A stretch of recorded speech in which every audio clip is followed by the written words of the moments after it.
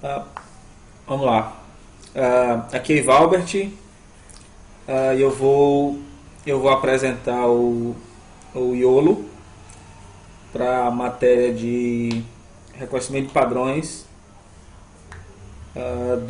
da especialização em ciência de dados.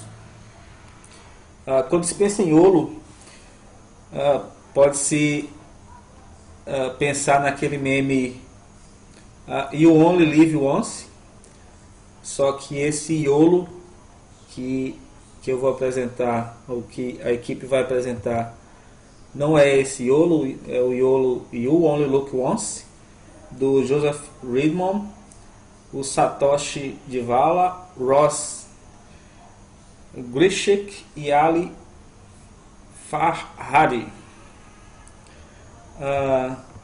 O IOLO é, na realidade, um sistema de detecção.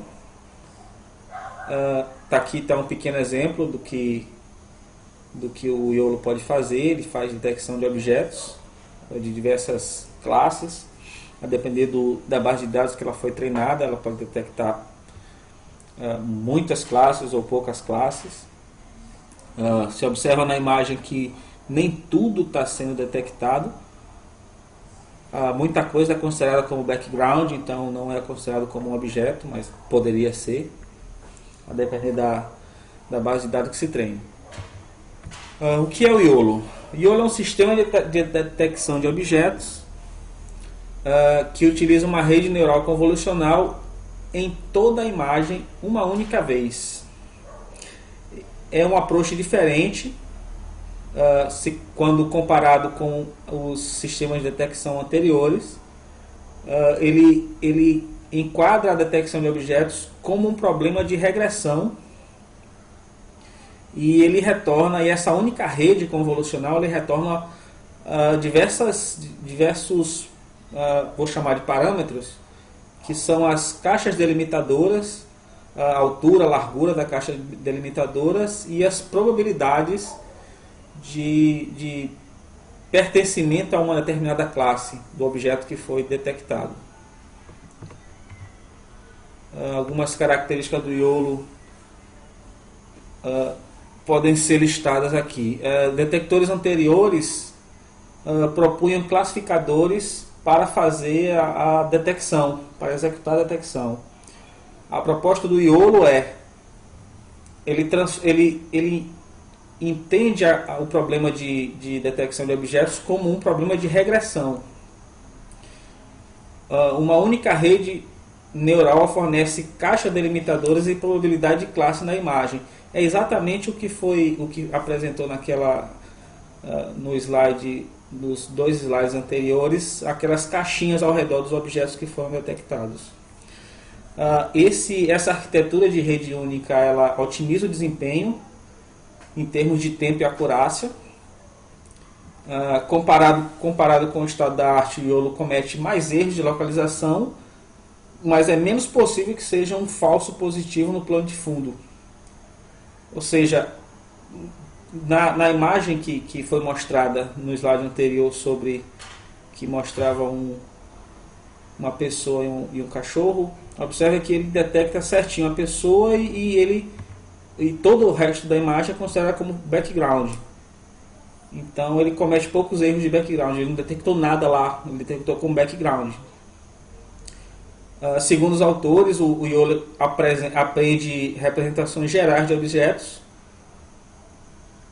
Por exemplo, uma pessoa, ele aprende imagens de pessoas reais e consegue detectar pessoas em pinturas de pessoas, em representações de pessoas, como obras de arte e representações artísticas. Essa característica supera outros métodos como RCNN e DPM. Uma característica do IOLO é a detecção unificada, como foi comentado. Divide a imagem em uma grade de células, em grade S por S, por exemplo, 7 por 7 células. Cada célula prediz uma quantidade B de caixas delimitadoras e seus níveis de confiança. O que são essas caixas delimitadoras? Né? Elas são o que de fato Olá, eu sou Ivy Gavaza, vou apresentar agora o YOLO V2. O YOLO V2 é um melhoramento com relação ao YOLO V1. Ele também é conhecido como YOLO 9000. Usa uma arquitetura de 19 camadas convolucionais, 5 camadas de Max Pool e uma camada Softmax para realizar a classificação dos objetos detectados. Isso torna a identificação de objetos na imagem, em que eles estejam em variadas dimensões, ou seja, alongados, achatados, torna essa identificação em várias dimensões mais fácil e corrige um dos problemas do YOLO, uma das limitações do YOLO V1, que foi comentado pelo Ivalbert, que é a dificuldade em identificar objetos pequenos ou objetos pequenos que estejam em grupos grandes de imagens iguais. Ele traz como principais novidades uma normalização em lote. Que é isso? A normalização em batch. Ele normaliza as camadas de inputs escalando as ativações. Com isso, ele reduz a variação das unidades de valor das camadas, deixando ela mais estável, sem que ela passe de uma escala muito grande para uma escala muito pequena, muito rapidamente.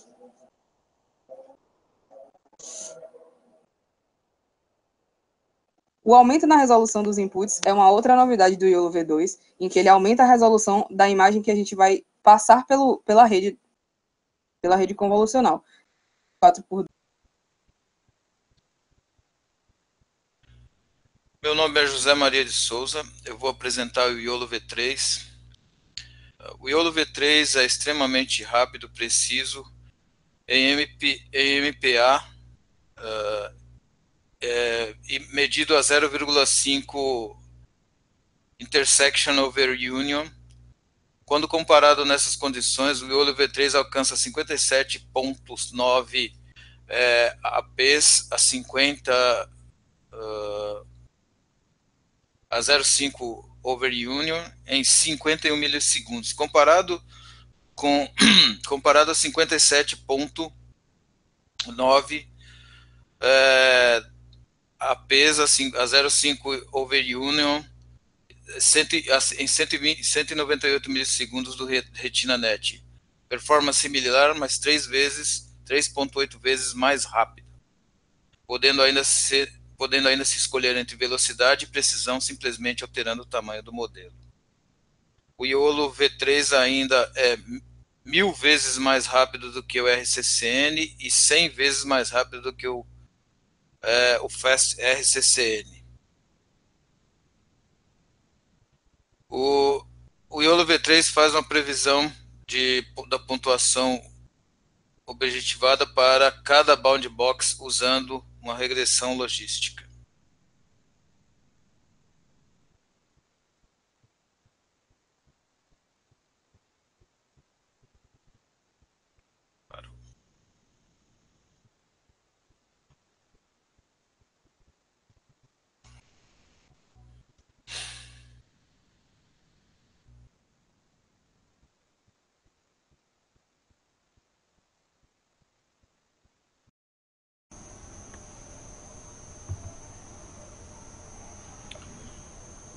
Nesta versão foram feitas pequenas alterações com relação à versão anterior, como Multi-Scale Prediction, um classificador backbone melhor, com 53 layers, DarkNet 53, contra 19 da versão 2, da versão anterior, que proporciona até 93,8% de accuracy a 78 frames por segundo.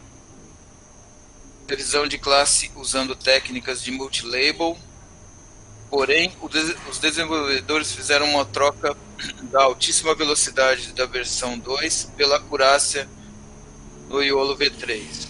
Também foram acrescentados elementos presentes em alguns dos algoritmos de ponta do mercado, como ausência de blocos residuais e a possibilidade de não pular conexões. O YOLO V3 usa uma variante de DarkNet com 53 layers, que se acrescenta mais 53, tendo um total de 106 layers para a detecção.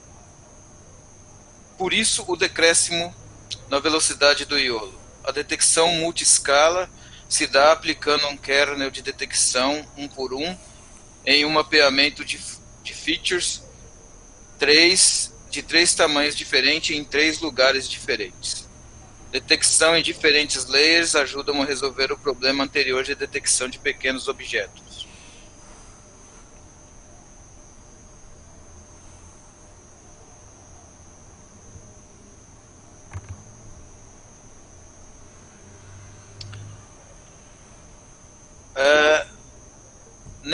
Nessa imagem podemos ver a estrutura da arquitetura do YOLO V3 com seus 106 layers e os 3 pontos de aplicação das escalas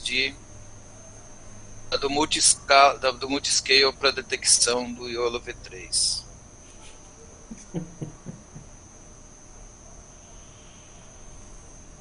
Parou?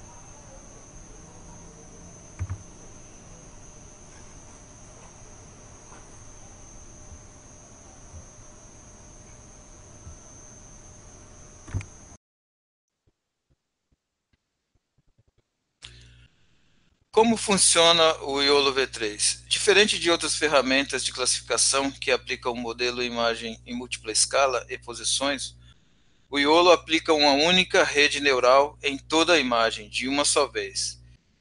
Esta rede divide a imagem em regiões. Bom, iniciando a explicação da implementação do YOLO em Python e OpenCV, primeiramente nós carregaremos as bibliotecas de Python, o OpenCV, um parser de argumentos, o sys, o NumPy e o SPath. Logo após, nós inicializaremos as bibliotecas, as variáveis do OpenCV, o Confidence Threshold, o No Maximum Suppression Threshold, a largura e a altura da imagem de input dentro da nossa network. Também é passado definido alguns argumentos, né, para a gente passar para o nosso aplicativo, que é quando queremos gravar imagem, quando queremos gravar vídeo e quando não queremos gravar, quando queremos gravar pela câmera, ok? Logo em seguida, nós passamos o arquivo de classificação, os nomes das classes. Usamos o CocoNames para essa classificação.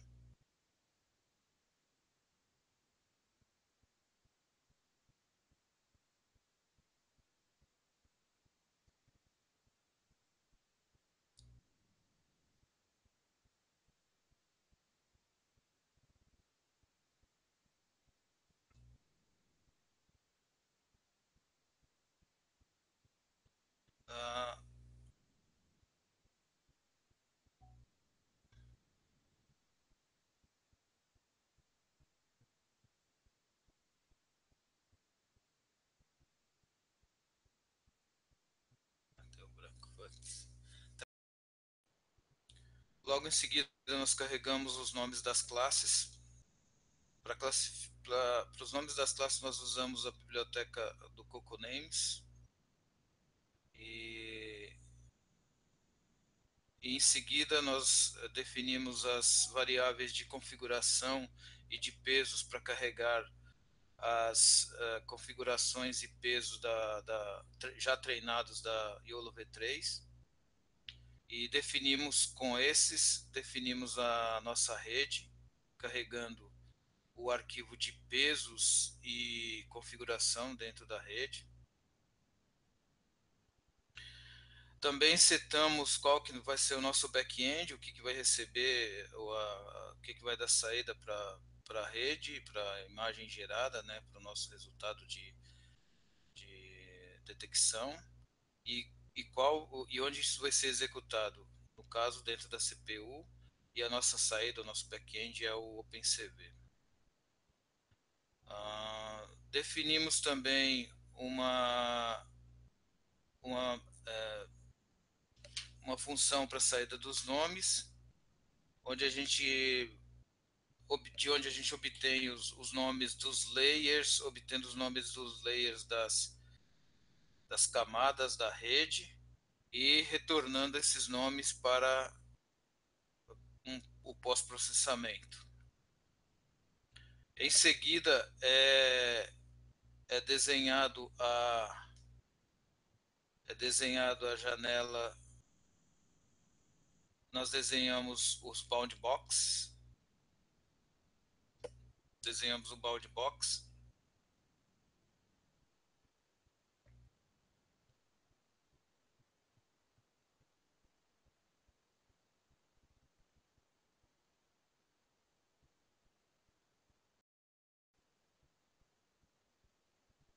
Em seguida, nós definimos uma função para desenhar as bound boxes. Entramos com uma função de o confidence level. Bom, aqui Valbert novamente, dando continuidade à explicação do código.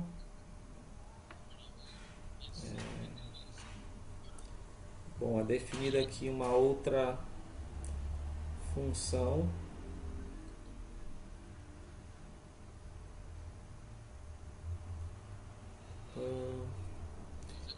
definida uma função de pós-processamento que recebe dois parâmetros, o frame, que é a imagem, o frame capturado, e as saídas da rede, depois da imagem passar pela rede, a rede fornece essas saídas. Tá? São definidas duas variáveis aqui, a altura e a largura do frame. São criadas 3 listas, o ID da classe, o nível de confiança, ou seja, as probabilidades, uma classe para probabilidades, as confianças, o nível de confiança, e uma lista para as caixas delimitadoras.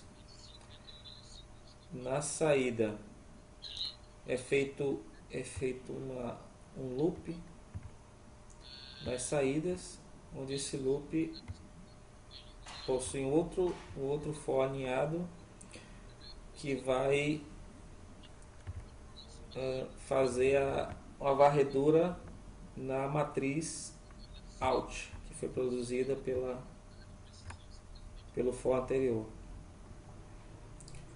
São capturados os parâmetros de detecção.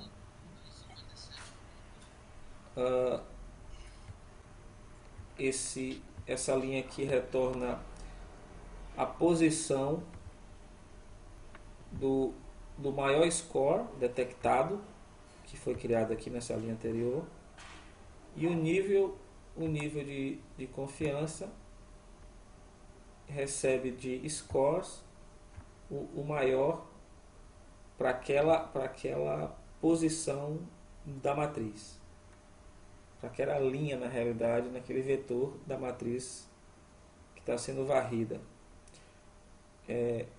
Se esse valor for maior do que o threshold de confiança, que no caso foi setado para 0,5 nessa implementação, nesse exemplo, são definidos aqui o centro da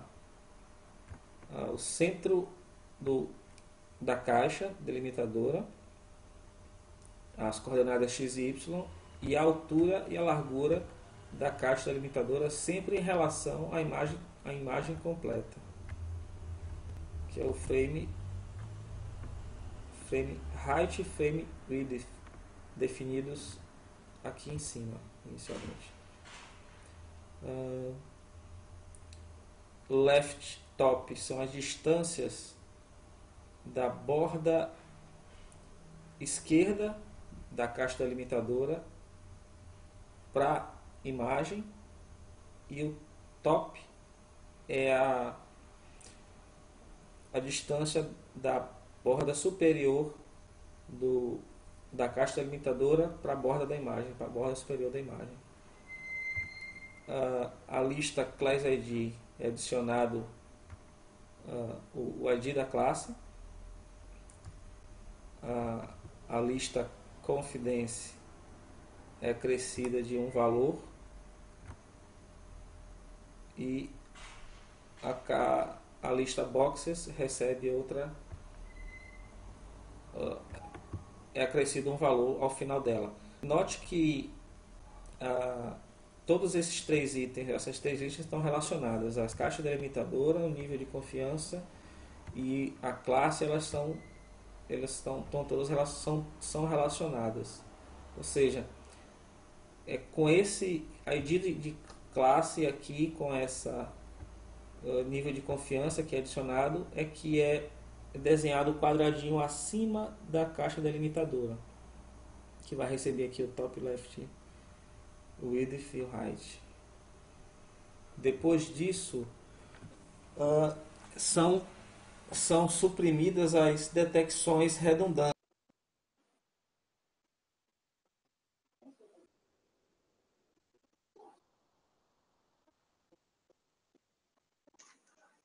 De novo o Eve aqui para explicar a parte final do código que executa o procedimento de detecção de imagem. Nesse while que vocês estão vendo na tela, ele seta a janela de captura. Como assim? Esse wait key, ele está literalmente esperando uma tecla ser acionada para que ele, caso seja uma webcam, ele pare o processamento, ele pare esse while. Se for uma imagem ou um vídeo, ele vai trazer o hasFrame, frame e cap.read, que é um booleano, e o frame. E, no caso do vídeo, ele vai até toda a extensão do vídeo, capturando frame a frame, até que ele chega no break do while e a gente passa para a próxima linha. Nessa próxima linha, que tem a variável blob, ele vai criar 4D blob. O que é um blob? Um blob é um binary large object, ou um objeto binário grande, do frame que ele acabou de capturar, tanto do vídeo quanto da imagem estática. Então você vê aqui os parâmetros de largura e de altura para que ele crie essa blob a partir da imagem que foi imputada e que foi capturada anteriormente. Ele passa esse blob que foi criado pela rede, que foi definida lá em cima, que é a net, para obter a variável outs, que retorna os nomes das camadas de retorno, de classificação, que também foram setadas lá em cima, também pela rede net. Então, a gente passa para a função de pós-processamento, que pega os parâmetros de frame e os parâmetros da variável outs, e ela faz o tratamento removendo as bounding boxes ou caixas de detecção de confiança, e também fazendo a análise citada anteriormente por José Maria.